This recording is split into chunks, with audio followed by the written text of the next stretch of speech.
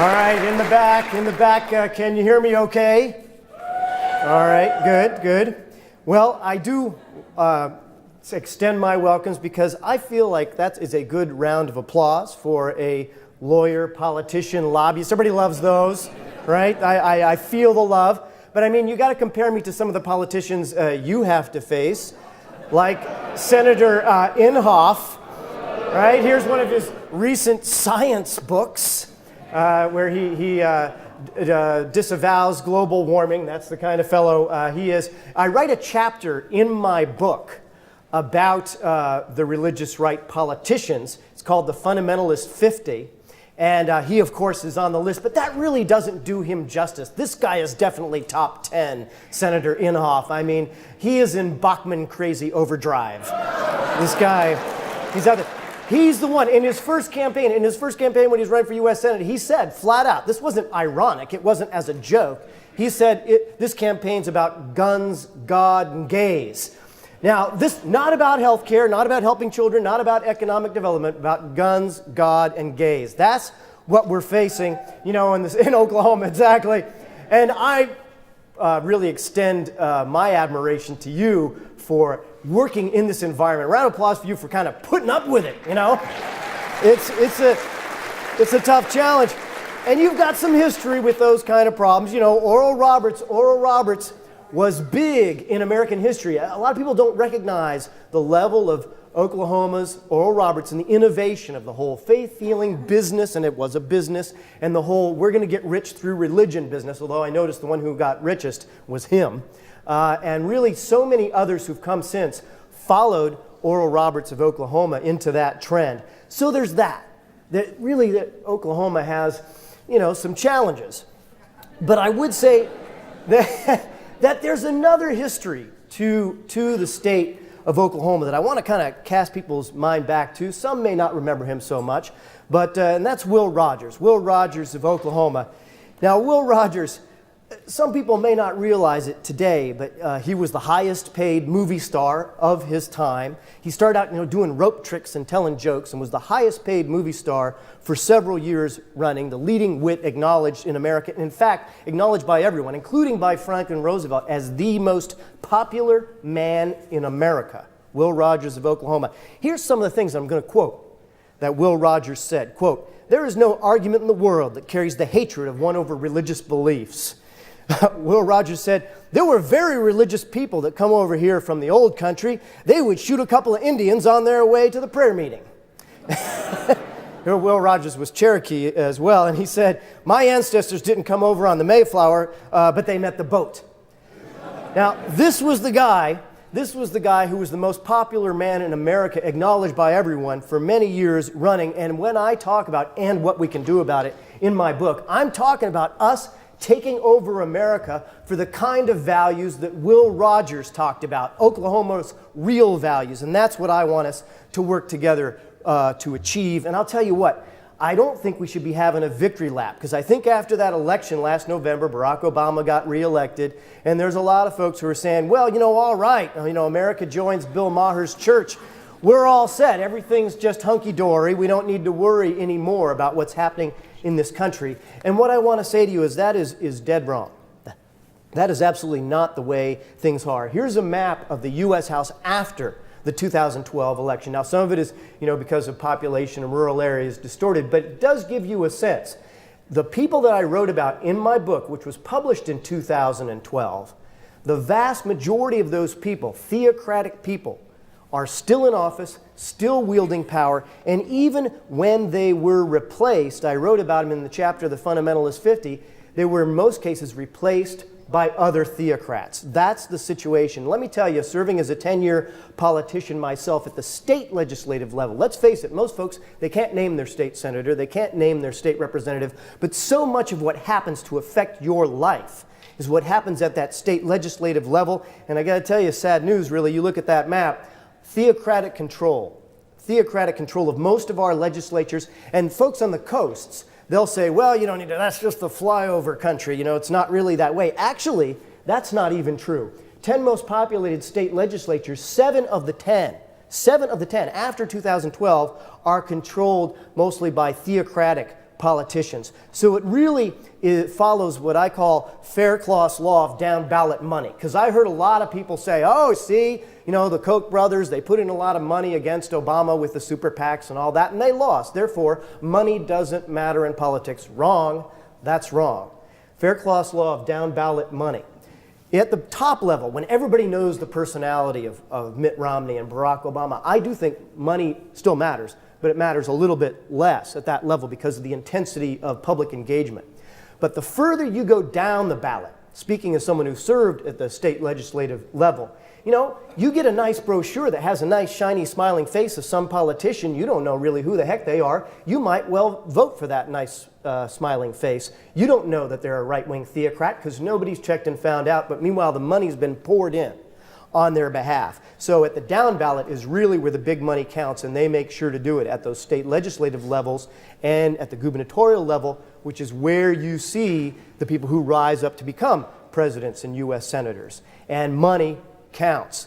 And so it's not exactly our peace and love world that we might have expected after that 2012 election. What I want to show you is where the money is in American politics today. These groups, $109 million, are several of the advocacy groups for the religious right in this country. $109 million they're spending. Any one, the tiniest sliver on that pie chart is more than all secular groups combined are raising and spending to influence American society. That's what we're facing. So that's one slice of the pie.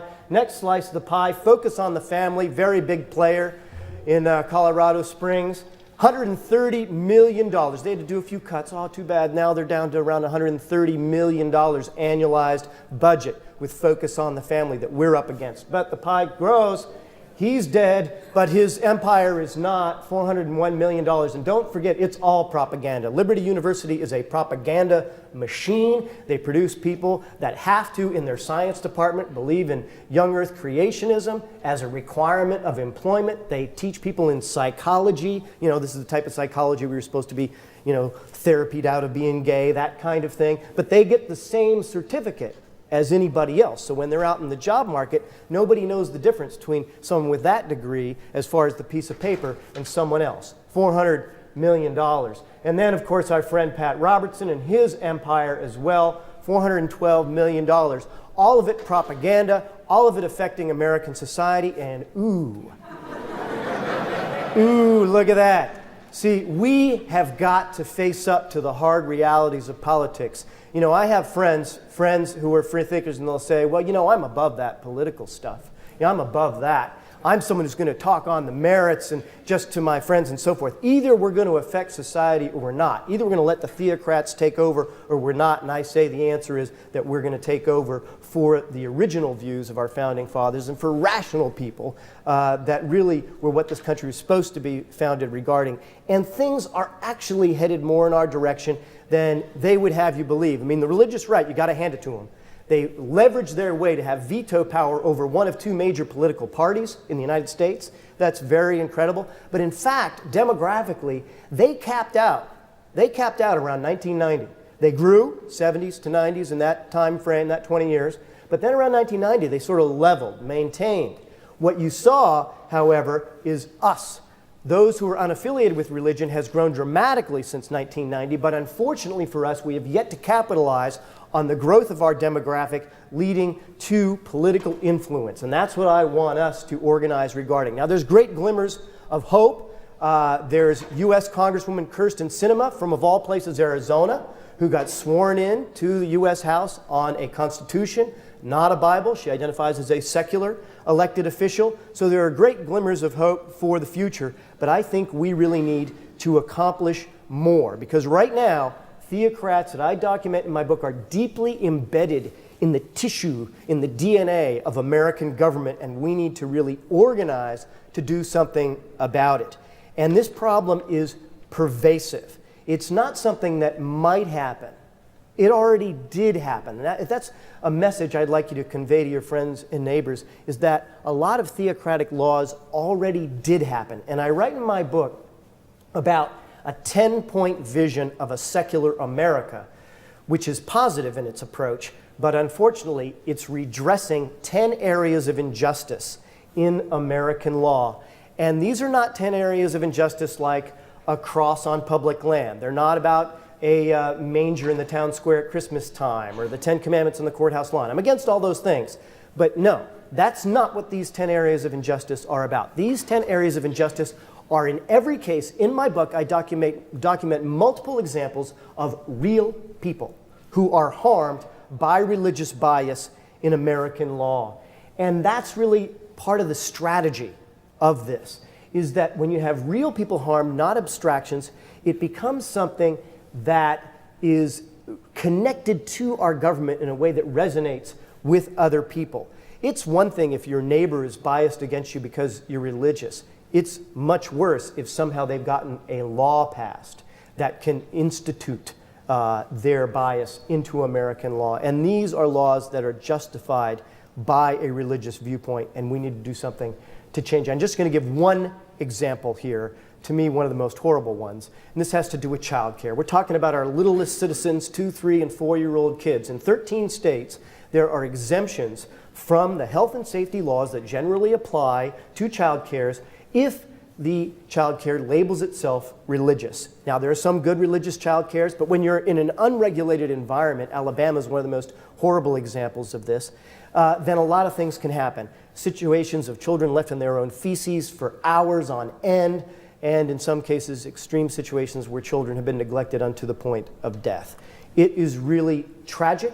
We need to do something about it. I give a whole speech on YouTube entitled, "Can Religion Justify Bullying Children?" And I give a half an hour of examples of laws that lead to harm to children in America today with a religious bias imprimatur. I hope you'll all get familiar with it because it's something you can talk to your neighbors about, because my book is not a philosophy book. My book is a strategy book. The idea of this book isn't about, telling you about my personal journey. It's about specific steps that you can take, because this book isn't about changing your view of the afterlife. This book is about changing our world in this life. That's what we need to do now, and that's what the strategy is about. We want to build unity within this movement. Let's face it, we can't agree on what we name ourselves, right? I've been watching this for years. We can't figure out what to name ourselves, but get religion out of government. That we can agree on, and we can have unity from all sectors on that score. And I'm including a lot of liberal religious people who share in that viewpoint as well. Also entices growth. I'll tell you, I was a campaigner politician. So I'd knock on Stephen King's door and ask for his vote back in Bangor, Maine, and I got it, by the way. And then I'd go to every door in the trailer park and knock on their door. And I tell you, what I saw is they're worrying about getting through their daily life. And I think a lot of times, if they have heard of us at all, they hear about us discussing abstractions about the cross and the hill. Not that I'm not against that. I'm a lawyer. If I was a judge, I'd get rid of that. But when you talk about the child that dies in a faith-healing home with the imprimatur of a faith-healing law and tell that story to your neighbor says, "Oh, really? That's pretty horrible. I see that that's a valid issue that we really need to address." It builds our credibility. It is difficult to dismiss, and it provides leadership with the 10-point vision of a secular America. Because we know, or most people, if you read at all, you know about 2 of these 10 areas: marriage equality and women's rights and reproductive issues. Okay, but there are, I've lobbied in Washington, D.C., as I've lobbied in my home state. There are aircraft carriers of organizations that work on those 2 issues, and we're not going to, frankly, get visibility. We're kind of a little minnow in the ocean compared to those who advocate on those issues. But I give you 8 more. Children's issues and several more areas of law where you can talk to your neighbors and friends, and we can advocate at the state legislative level and at the federal level on these issues. Next is, I know you were thinking, Sean, tell me about Australia. That you wanted to know. Yes, I was just on speaking tour, 14 speeches in Australia and New Zealand, and I want to tell you an experience I had down there. As many of you know, maybe some of you went, they had the biggest convention ever in free thought down in Australia, not Europe, not North America, down in Australia. Maybe because, I got to admit, it's a pretty fantastic place, and you can see why people would want to go there. But I had a lot of conversations with the organizers in Australia for these fantastic events, and they said, this is great. Look at all of us. We're here. And then they had another convention, they had even more people, and they said, look at all of us, we're here. Now what? Now what do we do to change the rest of our society? And I know from that you were thinking, Sean, tell me about Kentucky. And so I am going to tell you about Kentucky. So I've been very honored to be the opening speaker for Richard Dawkins many times, 3 different book tours. And he gave a speech at a place called Eastern Kentucky University, geography lesson, the big city is Louisville. Eastern Kentucky University is east of that. You know, when they had the pictures of Bobby Kennedy in Appalachia, that's where, it's out there, okay? Eastern Kentucky University, away from the urban centers. 2,300 people showed up to see Richard Dawkins. If Mitch McConnell, the senator from Kentucky, said, I'm showing up at EKU, you're not getting 2,300 people. And when I gave a speech talking about this 10-point vision, outlining and describing each one of the 10 points, we had the crowd roaring, revival meeting style, for a secular America. And I'll tell you what about these people. In this area that's supposed to be, so Bible Belt, they were so excited to see Richard Dawkins. But you know what they were more excited about? To see each other. That there were 2,300 of each other out there in rural Kentucky. It's transformational. The catalyst that is Richard Dawkins. And the key thing is that's just the tip of the iceberg. Because the iceberg is social media. The Facebook page, the Richard Dawkins Foundation official Facebook page. Check it out. And you'll see we get hundreds of thousands all the time. I post on there regularly, people coming to that page, finding about international issues, American issues, things all over, where people can interact. They're attracted to him, and then it becomes a network for a whole range of ideas. Twitter, follow him on Twitter. Our YouTube channel, certainly subscribe to the richarddawkins.net YouTube channel and our website. These are places where, even as fantastic it is when he's there in person, the size of what we can do is really meaningful. And so, of course, I know you're asking, Sean, talk to me about Iowa. And I mean, doesn't it just make your heart pitter-patter to see Iowa, right? Just the excitement, of Iowa, kind of transformational, zips you right up. Well, I do want to talk to you about Iowa and about this whole concept of taking over America for secular values. And that leads me to this guy, Jimmy Carter, nuclear engineer in Iowa in 1976. By the way, I love the guy in back who looks kind of, what's that with the lapel there he's got? That's so 70s cool that he's wearing. But, so this is Jimmy Carter winning the Iowa caucuses in 1976. History fans, if you go back, to Nixon and Jack Kennedy and all that, they didn't go to Iowa. There was no Iowa as far as the political game plan back in those days. It was Jimmy Carter. Jimmy Carter had something he called the Peanut Brigade. And he basically bussed in a bunch of people from Georgia who showed up in Iowa for months. For months. And even though they had those southern accents, they were all friendly and polite and nice. And while all the other media wasn't paying attention, he built the ground level grassroots game and won that caucus. And that's how he became president of the United States. It was a pretty savvy little strategy that he put together. And since then, everybody goes to Iowa. When I say everybody, I'm particularly talking about the media. The media comes to Iowa in spring before the election year and stays. We're talking about 9 months or so when there's more reporters per capita in Iowa than about any place else. This, of course, brings me to the original Bachmann Crazy Overdrive. Here she is. Here is a picture of Michelle Bachmann about to, bite into that corn dog, the famous Iowa State Fair corn dog. And this is in the last cycle. So this is summer. You see how she's dressed. This is summertime, well before the actual event of the caucus. And look behind her. Look at all these reporters. Now, bear in mind, did anybody think Michelle Bachmann was going to win the Republican nomination? No. No, they didn't think she was going to win. But I've gone there several trips to Iowa now, and I went to all the different events, and I tell you what, these reporters are there, and they are looking for a story. And they will cover anything they can find. And it's pretty remarkable. I mean, I'll tell you, in my campaigns, back in a legislative campaign in Maine, I went to Romney's event. He was expected to win. He did win the nomination. And in this event, there were a lot of people. Reporters from Japan, reporters from Madrid. I talked to them, reporters from New York, LA, everywhere in Des Moines, Iowa. When you got rid of the reporters, there weren't that many people. It was not that big of a crowd. They were setting it up for the reporters. It was a story that they were telling the reporters, and I'm going to come back to the value of that, but I tell you, the press in this state is there for 9 months, international media, and they are looking for a story. And we are going to give them a story. The Get Religion Out of Government campaign. This is how it's going to work. It's going to change America. We're going to have, first in 2014, we're going to have Richard Dawkins come to a 2,000 plus person event in Des Moines.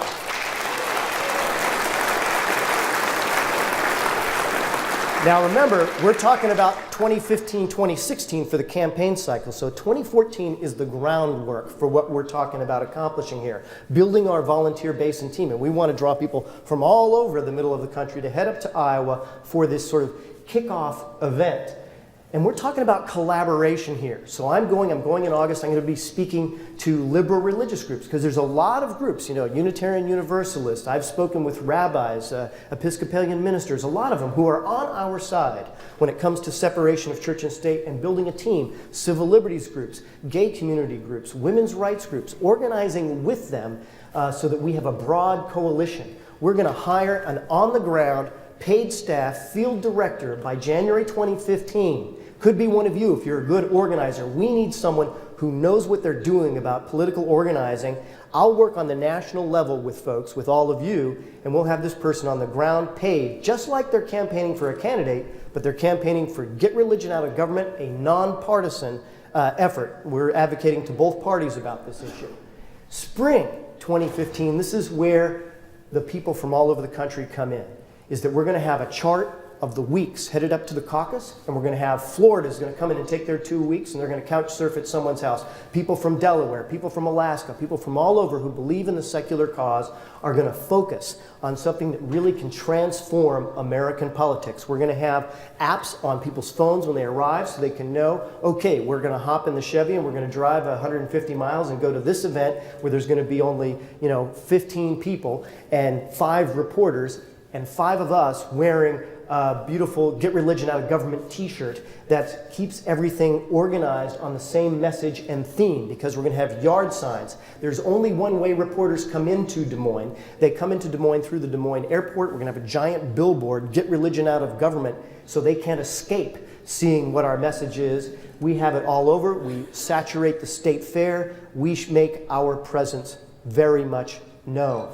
So this is a grassroots, disciplined, trained effort with a policy focus. So the volunteers who come know exactly what they're going to say, politely and well spoken. And if that's not good enough for you, we have some celebrity visits planned in 2015. Adam Savage, right?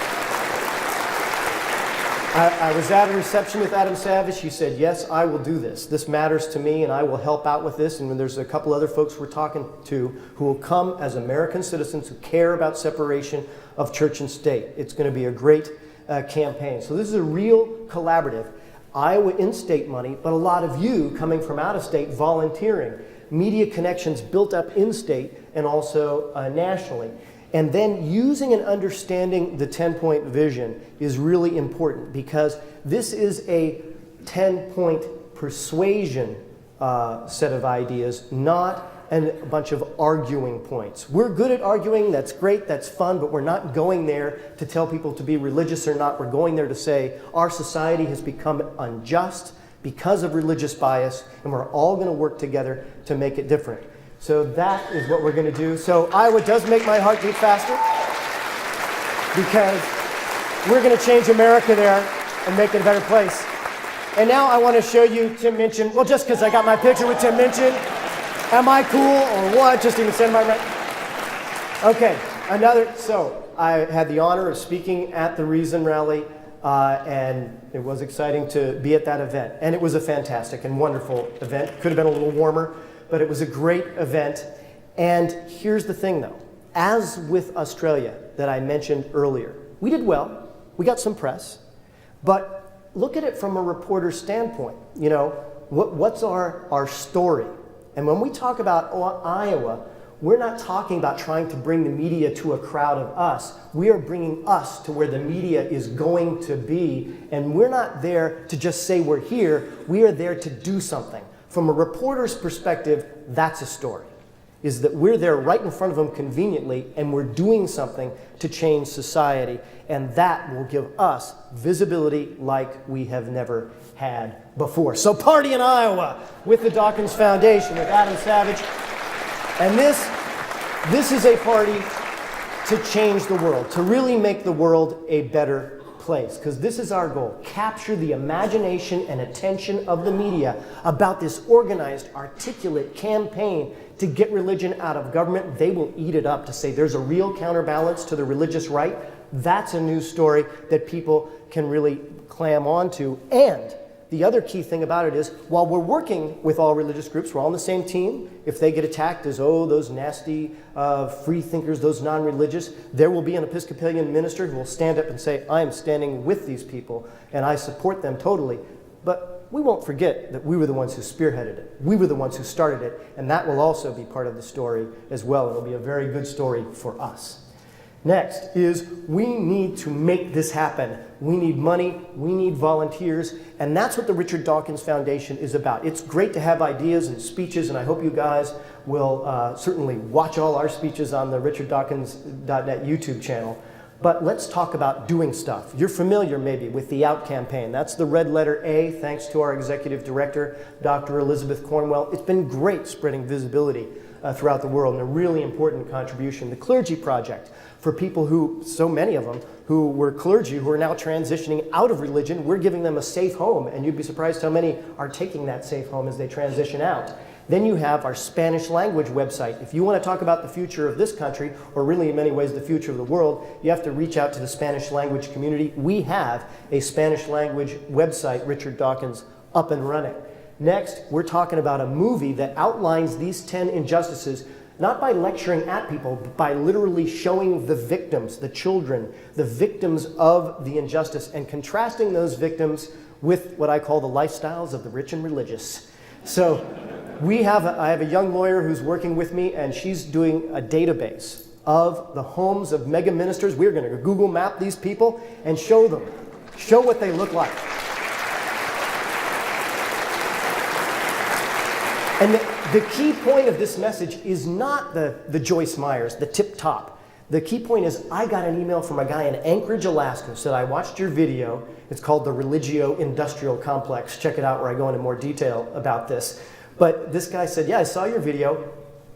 Here's the mega minister in Anchorage. Now, you're not thinking Anchorage at first, but that's our point. Is every community throughout America has these mega ministers who are exploiting people using something called the parsonage exemption, and we're going to contrast their mean-spirited rhetoric, their fancy houses, with the children who are harmed by religious bias in American law. We're going to make that happen. Next. The Dawkins Foundation wants to work with you. This is a fantastic convention, and congratulations on this. We want to see a free thought convention in every country and in every state of the union. Why is this important?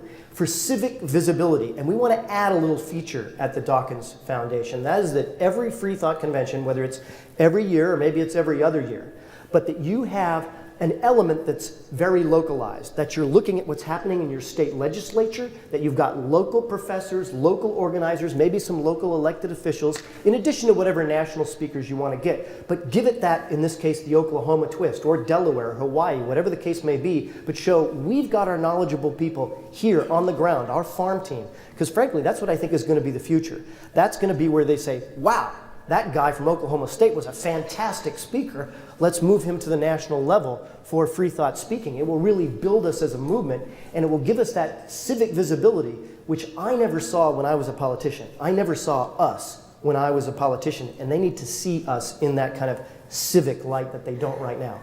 Our ex-Muslim page, we're working on this now, really important. A lot of ex-Muslims are in danger, literally physical danger. We're creating a safe website for them to talk and communicate among themselves. It's a really important cause of compassion for those folks. And then what I've just been describing to you is the Get Religion Out of Government campaign, focused on Iowa, but really focused on the entire United States. All of us volunteering and all of us changing America with that format. That's what matters. You know, down the road here in Plainview, Texas, not too far of a drive from here, in 1966, they got word that John Lennon had said that the Beatles are bigger than Jesus. And so they planned in Plainview, Texas in 1966 a big bonfire of Beatles records to, burn up those sinful, dirty, mean, nasty Beatles records. And they had that, and then the very next day a lightning bolt took out the radio station. Now, I don't believe in divine providence, but I do like a little irony every once in a while. But that, they had these buttons, to hell with the Beatles, there's Paul. But that kind of value system, the kind of value system that says, we'll create a bonfire of Beatles records, that's the kind of value system that unfortunately has gained a lot of favor in America. It's mean, it's sad, it's true, and we want to take America back from those sets of values to something that's much more ennobling. If they can organize for intolerance and injustice as they have, then we in this room can organize for science and reason and compassion, and we can change the world to something that's really better. I mentioned about your Oklahoma heritage here, and it is a great heritage with Will Rogers, but another heritage that I really appreciate is Oklahoma City's own Wayne Coyne of the Flaming Lips, where he sang, "Do You Realize?" Right? And when he sang, "Do You Realize?" and it was the state rock song for a while, and it wasn't the state's rock song, they had this whole controversy about it, but really, what does he say in that song? Do you realize that everyone you know someday will die? And some people say that's a sad sentiment when you feel this uplifting, wonderful song that this man has written. This native of Oklahoma City, to me, it's a beautiful song. And when he talks about that happiness can make you cry, it's a beautiful sentiment that he expresses. And he is an atheist, and it is our sentiment. It is our values, it is Oklahoma values, it is good values for what the future can really bring for all of us. And I tell you, I am devoting the rest of my life to this cause. I believe in it. I had the experience of being an elected official, and I was in a position where I should be lobbied. I was 6 years on the Judiciary Committee, which covers women's reproductive rights and equality for gay people. It's a place where you get lobbied. It's probably the second most powerful committee in the legislature. Then I was appointed to the Appropriations Committee, money, the most powerful committee, and then I was elected majority whip by my colleagues. So there was reason to lobby me. And you know who lobbied me day in and day out, even way up in New England? The religious right. They lobbied, and I have to respect their work effort. They were there swinging. They were advocating for their point of view all the time. And in 10 years in elective office, not once, not ever, did someone come up to me and say, I represent the humanist viewpoint, the free thought viewpoint, and I'd like you to vote X way or Y way. It never happened. But they were there all the time. That must change, and we're the ones who have to change it. And really, I gotta tell you, one thing that really struck me that was interesting is how language really does matter. So the religious right would be there, and a lot of times when they were testifying, on, say, women's reproductive issues or equality or some of the children's issues that I've talked about earlier, they would use this word, and the word was moral. They would use the word morality. And the implication was that my position was the not moral position. And what was really unfortunate was that I saw that so many of the elected officials, not just the ones who disagreed with me, but the ones who agreed with me, accepted that language. They accepted that, oh, we don't want to talk about moral issues, we don't want to get involved with that, because somehow they had come to own the word morality. But really, when you listen to what they were saying, their use of the word morality was petty and low and mean. It had something to do with them sniffing around in your naughty bits. Well, I have an old-fashioned, set of small-town Maine values for them. Mind your own business. Mind your own business. Those are real small-town values that really should resonate with people. And for us, we got to take that word back. Because in my parents' time, there were real giants who walked on this earth. One giant was 5'6", and his name was Martin Luther King. And another giant was 5'9", and his name was Robert Kennedy. And in both cases, through documented FBI reports, they knew every day when they got up, they had more death threats than any other two human beings that were not president who have Secret Service protection. They had no Secret Service protection. And they used the word morality all the time. And when they talked about morality, they were talking about those who were left out. They were talking about children.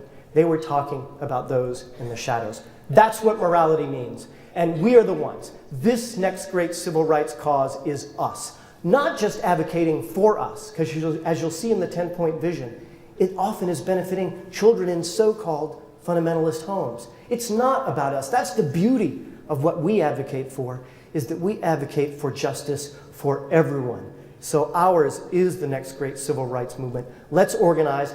We'll see you at one big party in Iowa, and I'm happy to answer any questions that you have. Thanks so much.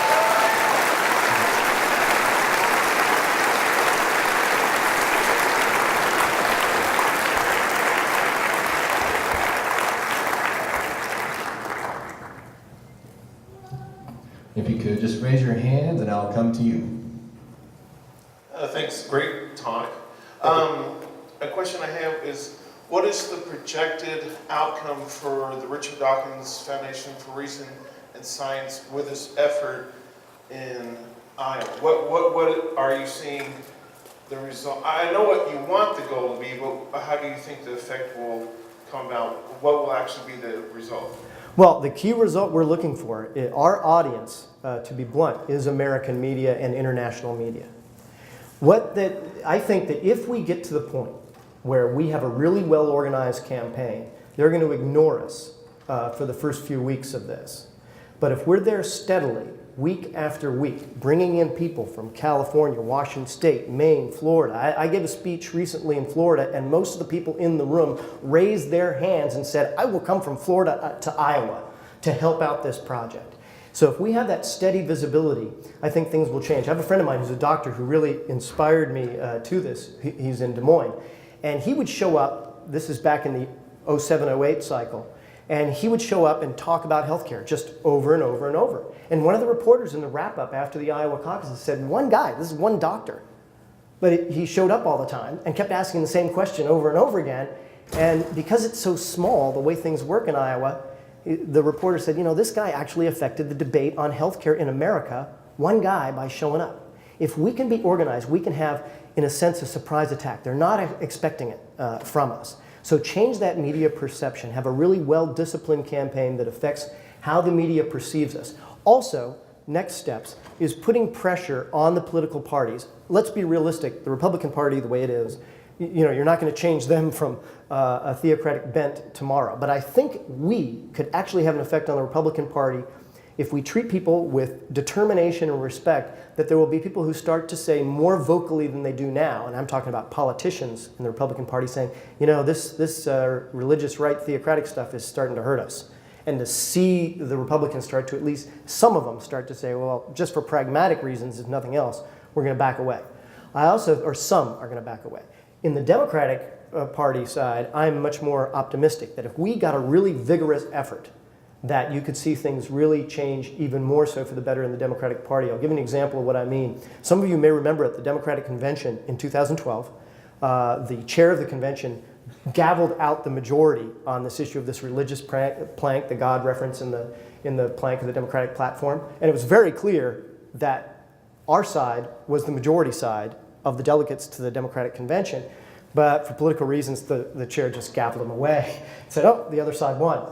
But I'm thinking that if we can energize those people and say, no, my viewpoint is respected, I'm included, because I can tell you as a politician myself, I know a lot of Democratic politicians are not religious, and even some of the Republicans are, and beyond that, I know that a lot of the delegates, the people who go to Democratic Convention delegates, are not religious, but they've never felt empowered. If they can feel like, oh, this is legitimate, and we have an Episcopal minister and a rabbi who is also with us, legitimizing us, then I think you have the media change, some change in the Republican Party, and perhaps this very significant change within the Democratic Party. Yep.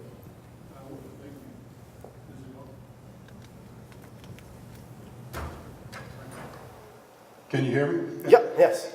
I want to thank you for speaking, and I enjoyed what you had to say, and particularly the part about the local politics. All politics is local. So I'm going to ask you a local question. You're from Maine, correct? Yes, I am. So what do you think about that great governor you have up now, the teabagger governor? Yeah, I don't know how many of you are familiar with the governor of Maine, but I know that Rachel Maddow did a piece on him the other night because he made some reference to Vaseline involving negotiations with the other side, which let's just leave it at that. So no, he actually, to be honest, the more I observe that governor, I almost want to be sympathetic because I actually think the guy needs treatment. I think, no, I'm not kidding. When you watch him talk, you think, leaving aside that he's absolutely out in so far off into the right, he's going to fall off the planet, but that he's unstable.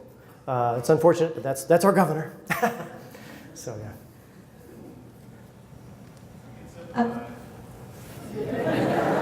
I was curious how you felt the revelations about the NSA surveillance debacle, I guess you could call it, is going to impact any small group that's challenging the big politicians and the big government. I can't speak for everyone or anyone else's reaction. I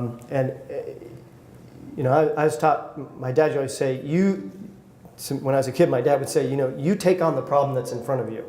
And for me, I guess what I can speak for is for this effort, for the efforts the Richard Dawkins Foundation is engaged in. Hello, Barack Obama, proud to do it. I don't have any regrets about anything I'm talking about or saying, and I'm really proud about what we can accomplish. So I don't think it'll affect us. I take your question. It's a valid point, particularly about people who are speaking about some other international issues. And we do that as well. I didn't talk about it so much here in Oklahoma, but we're working a lot on international human rights issues. But hey, as far as I'm concerned, the more light we can shed on the injustices internationally, the better. So it won't affect us.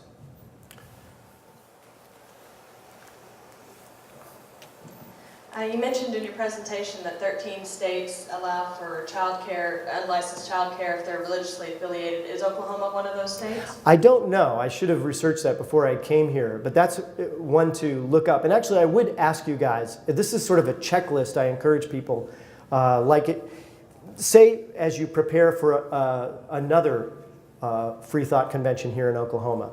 If you take chapter 3 in my book, in these 10 areas of law, in the children's area is one of the biggest sets of examples, because those are I just gave a couple examples in my speech.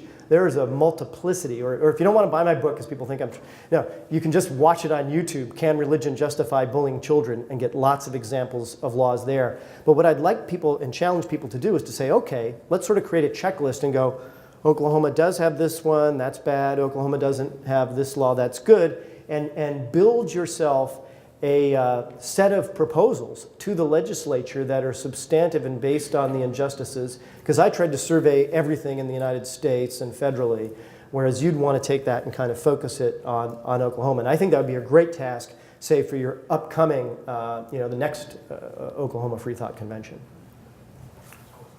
I go in here.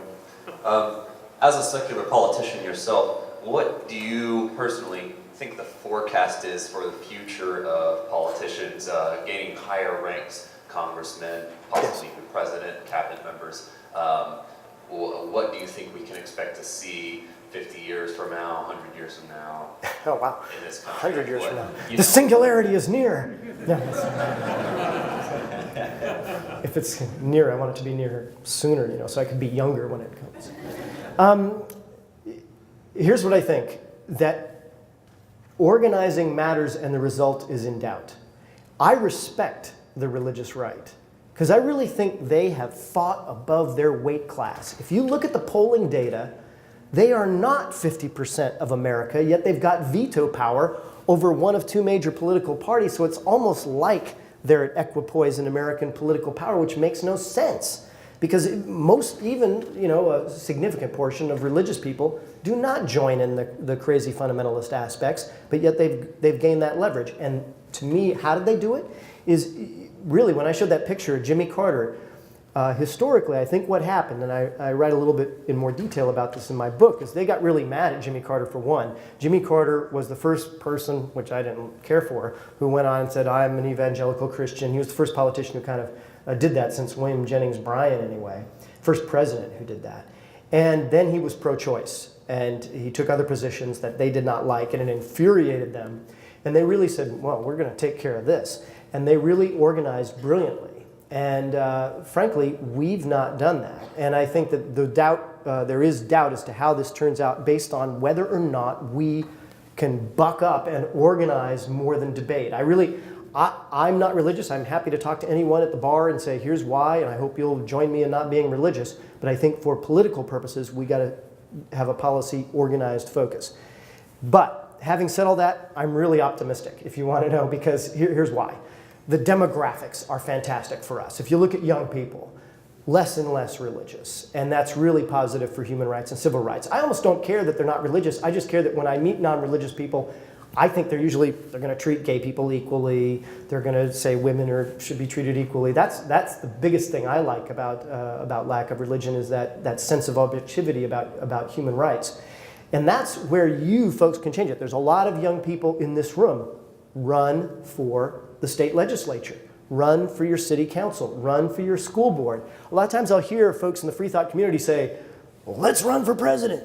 And maybe, symbolically, cool. And I'm not discounting that there's a symbolic value to that.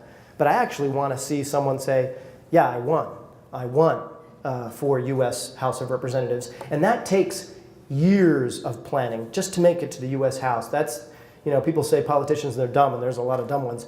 But it's really a tremendously difficult process. And it takes a young person saying, I'm going to plan this out when I'm 25 and get there when I'm 35 or 40. And I'm hoping that a lot of young people in this room will really consider that, because, when people say politics is dirty and nasty, a lot of times it is. I've seen it. But sometimes, when you have the right politician doing the right things, it's really ennobling, and I hope young people will consider that service. Hi, good morning. My question actually piggybacks a little bit on what was just asked.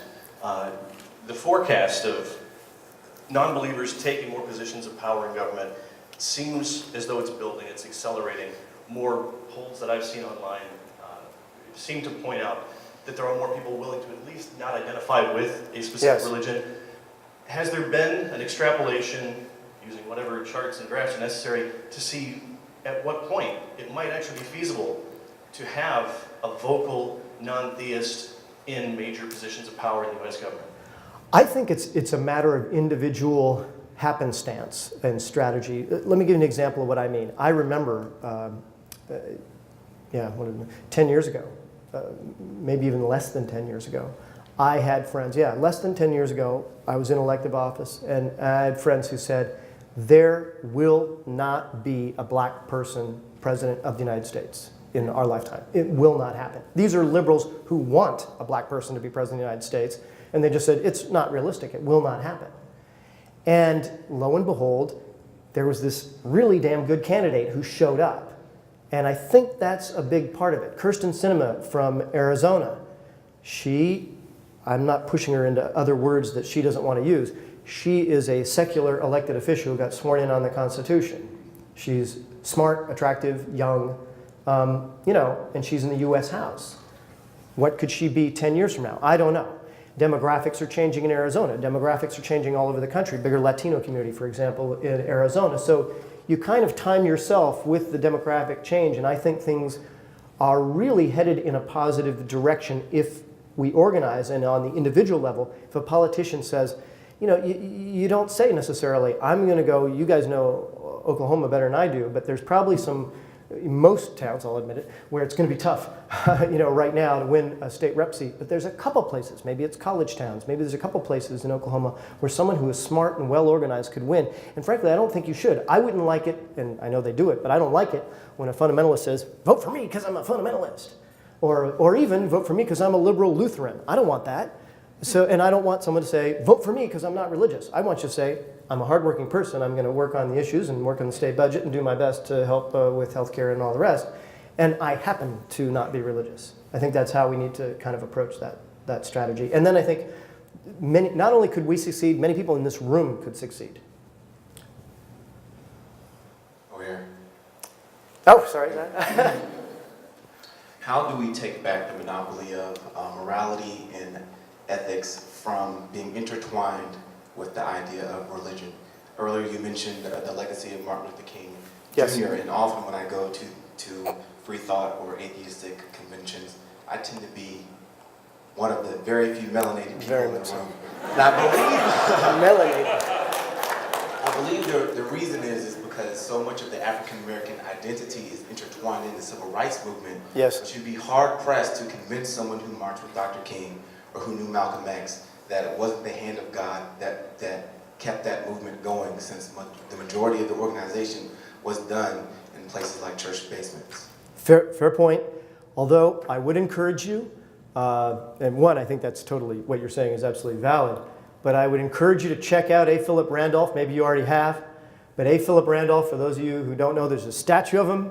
I wish there was more and a bigger one, but there's a statue of A. Philip Randolph at Union Station in Washington, D.C. He was with the Porters Union. And he said to Franklin Roosevelt and to Eleanor Roosevelt back in the early 1940s, he said, I'm going to do a march on Washington unless we get some of the love here in terms of defense contracts as World War II is coming into full swing. And in that case, Eleanor and Franklin said, okay, and they did something that was positive. I mean, it was a small step, but a positive step for African American civil rights. He was an atheist, and very openly so, and there were several others. He was with Dr. King during the March on Washington, helped organize that event. And I respect that the reality is in the African American community, churches are big time, and very much part of organizing. And certainly when I was in politics, that's a lot of times when you're a Democratic politician, you're going to the black churches. That's just what you're going to do if you're a Democratic politician, if you got any brains at all. And so I recognize the power of it.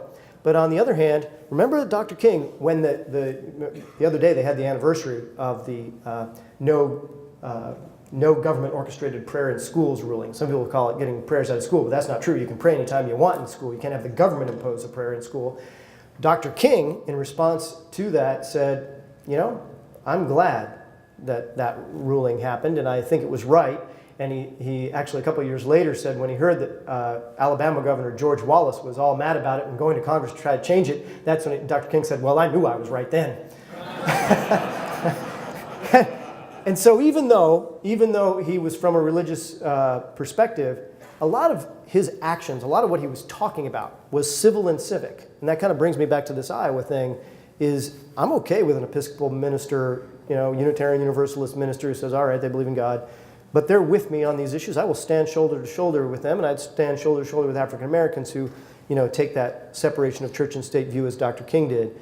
I also do think that it's important for us, and that's one of the things we held, Professor Dawkins did a thing with Neil deGrasse Tyson at Howard University, premier historically black university in D.C., to try to do a lot of outreach. But we got a lot of work to do, no doubt about it, because frankly, even at Howard University, we got a good chunk of African American folks there, but there was a lot of, it wasn't as many as we wanted. And so I think another thing we need to do, just like with Latino community, is double our outreach efforts. And like having Jamila and others be prominent at our events, because then I think a lot of people start to see, okay, there are other folks that have this viewpoint who are African American. I can feel more comfortable, because I got to imagine if I was African American that it would be, it's less comfortable to join this group than it would be otherwise. So we have to redouble our efforts in that respect, so that they have that opportunity more so than they do now. Okay, we have time for just one more question. I thank you for being here today. I was talking to my husband last night, actually. I was talking and he was listening. And I made a comparison between big tobacco years ago and the religious right politically. And it appears to me that the religious right are like the tobacco companies, in that years ago they said, we don't smoke this crap, that's not the word they use, we don't smoke this crap, we just sell it. And it makes me wonder how many people in high public office today are really true believers, or they're just following the money. Yeah, I think there's a high percentage of politicians who mouth the words of religion, yes, no doubt. And what's sad for me is, and I mean, I know for sure in Congress, for example, that there's over 25 Democrats. There's only one person who identifies as secular. I know of 25 that are not religious, and I don't necessarily blame them depending on their district or whatever. They might lose their election, I understand that. But there are people who say, you know, they're not going to do that for political reasons and they've got bigger fish to fry. And I think, frankly, I don't blame them so much as I blame us. We need to organize so that a politician says to himself, no loss if I say I'm not religious. You know, that really is a big part of our job. But I do think there's a huge amount of hypocrisy in it. In fact, I think we're running out of time, but there's a huge amount of hypocrisy within, particularly the religious right movement. I've talked to a lot of folks from the inside who talk to me about the level of hypocrisy, particularly sexual hypocrisy, that is really rancid in my view. I don't care what you do. Have a great time tonight, everybody. But I just mean, if you're not being a hypocrite, about it, and I've talked to a lot of people who talk about the level of hypocrisy, particularly, you know, like fundamentalist ministers and the kind of power they have that really makes me sick.